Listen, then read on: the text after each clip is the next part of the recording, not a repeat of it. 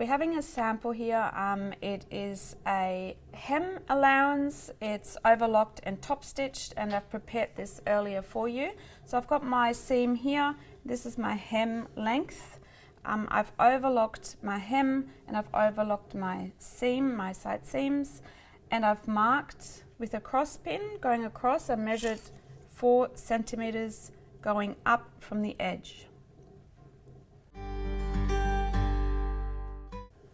And then we're stitching our garment together. So in this case, it could be a sleeve, it couldn't be a skirt, but it could be an opening. So I still have to change my foot.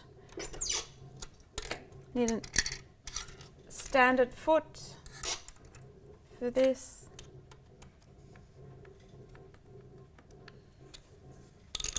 My seam allowance is 1.2, which is 1/2 inch.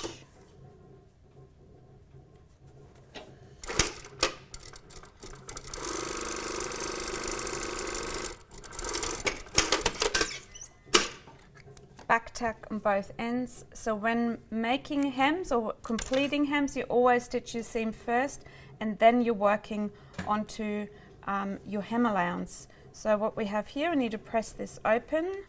Let me just do it with my finger. This works quite well too on this calico, you can see that. And then we have to press your hem up, and we're going to do that on the ironing board.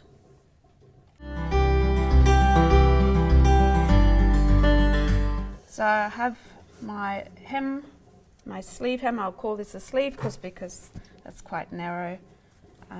When you have a garment, you can probably place it over the board. A sleeve, you probably have to put it onto one of these if you have one.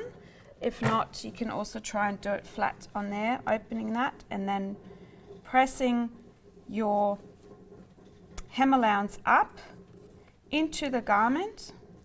And because I've marked this earlier, it works wonderfully.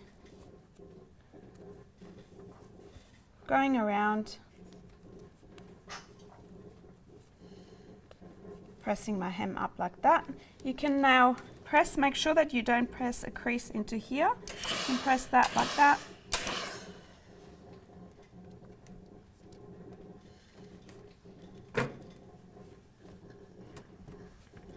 So once again, make sure that you don't go over the edges.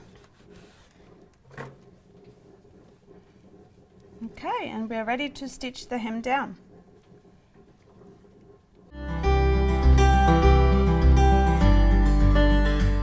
So when we're going to stitch this hem onto the garment, we're using the sewing machine. It's not a hand stitch, it's a top stitch. You can either stitch from this side, from the right side of your garment, or on the wrong side, but if you want to stitch from the wrong side, you'd have to turn it over like that.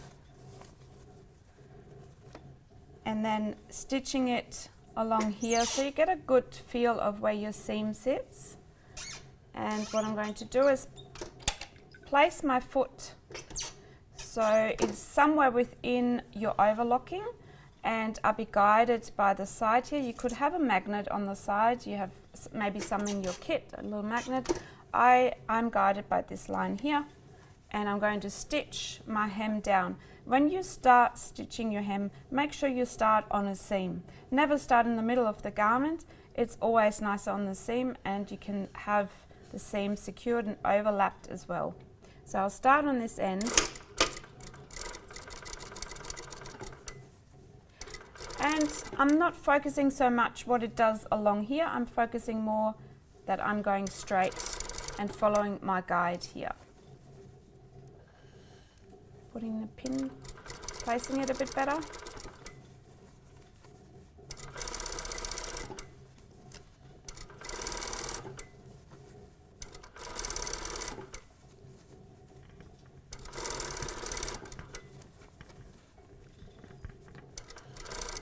And then you're coming to this end where you started. Just overlap a little bit, back tack, and then we can cut the thread off, and you can clean it up on this side as well. and you can see what this hem now looks like. You can give it a nice good press again. That is a top stitched hem.